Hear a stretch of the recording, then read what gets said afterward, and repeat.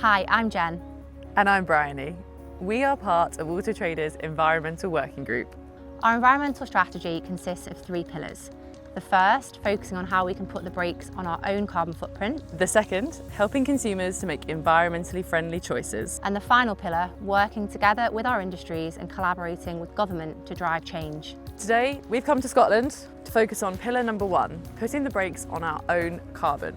Our annual carbon footprint is 99,000 tonnes, which is about 80 tonnes per employee. This is not a game-changing, world-saving amount of carbon, so even if we reduced it, we still need to do more, which is why our strategy focuses on working with others too. We're aiming to reduce our carbon footprint by 90%, but what about the remaining 10%? Well, this is why we're here today in Scotland to understand how we can reverse or undo our wider impact on the environment. To learn more about the ways in which we can reverse our carbon footprint, I'm speaking to Director of Science and Research, Dr. Jim Ram from Undo. They specialise in a specific type of permanent carbon removal, undoing climate damage that has already been caused instead of just offsetting.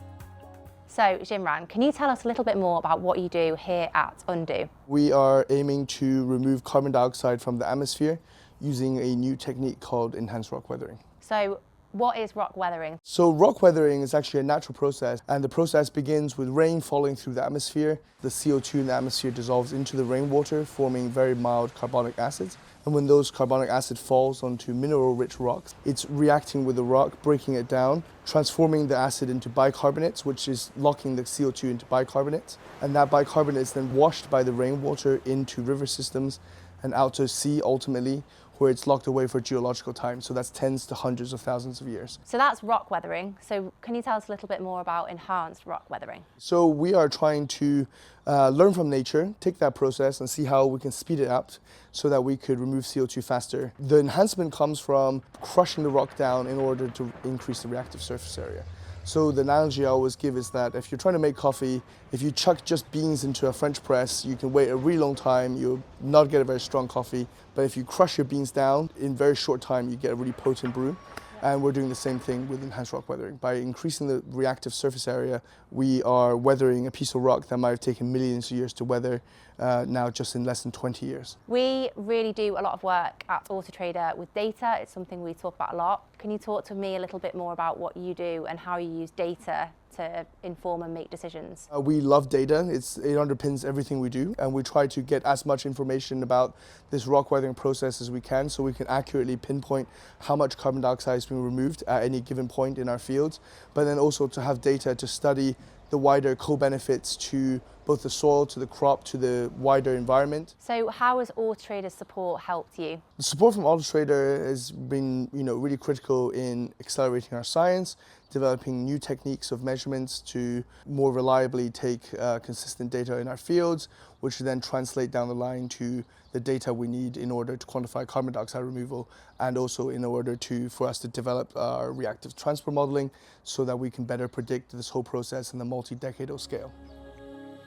Now that we've heard about the process of enhanced rock weathering, let's find out a bit more about Undo, their origins and how they operate within a sustainable infrastructure. I'm speaking to Jim Mann, CEO and founder of Undo, to get some more insight. Please tell us more about Undo. How did this all come about? I was working on reforestation, but wanted to find something that was really permanent, that stored the CO2 for a really long period of time, because we need to start reversing that cycle of where we've burnt oil and gas, put CO2 into the atmosphere, we need to get it back into the same sort of storage. And enhanced rock weathering gave us a pathway that is 100,000 years of storage. So effectively, in human terms, permanently removed from our atmosphere. And you've got a kind of a global network of partners helping? In the UK, we work directly with the quarries and with the farmers, and we run the operations ourselves. What we're now starting to do is work in partnership with other organisations around the world who can provide that spreading infrastructure and to build up relationships locally. So community is really important to us at Auto Trader. How do the local community feel about this? We need those stakeholders. So farmers use this, it gives farmers benefit on the soil. We provide it free to farmers. We've got the haulage infrastructure, it's all local. The quarries are local. We try and stay within 20 miles of a quarry site, so we're not transporting it too far because we're emitting some CO2, which obviously we discount from what we're selling. So everything is super local, and we have to build really, really strong relationships with those local communities to get their buy-in, because ultimately it's them doing the carbon removal. We just provide the knowledge and infrastructure for them to do that with.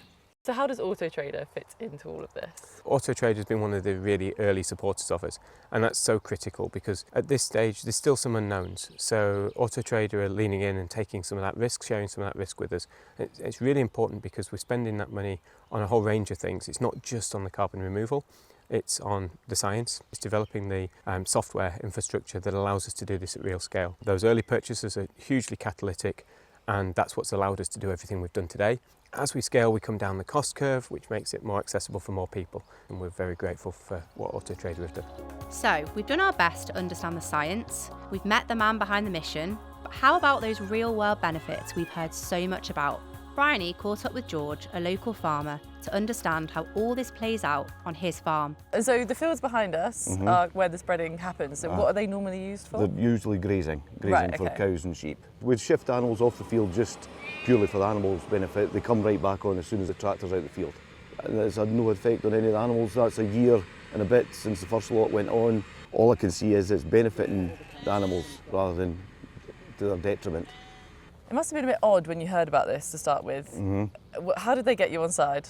There seemed to be the benefits of it, and I thought, well, here, nothing ventured, nothing gained, give it a go. The first year, last year, I did notice a big difference in the ground conditions, the grazing conditions, and from my side, it's benefited me. There's no cost to the actual farmer, so financially it's been beneficial. I would like to think we're all trying to do a bit for the planet, and hopefully it's a win-win for everybody.